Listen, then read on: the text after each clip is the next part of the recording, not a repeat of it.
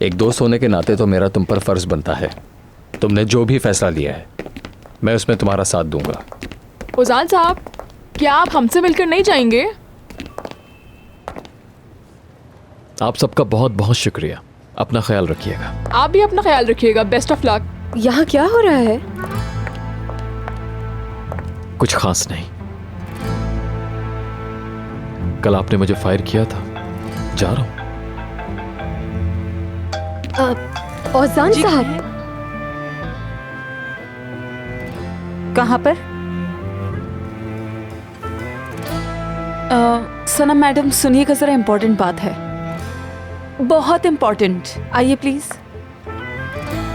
इधर आओ, बात सुनो। सनम, उन्हें रजब मिल गया है। कहाँ पर है? तुम 1 मिनट प्लीज मेरे साथ कमरे में आ जाओ, एक इम्पोर्टेंट बात बतानी है। लेकिन औजान जा रहा है। छोड़ो उसे, मैं तुमसे कह रही हूँ, वो तुम्हें बेवकूफ बना रहा है।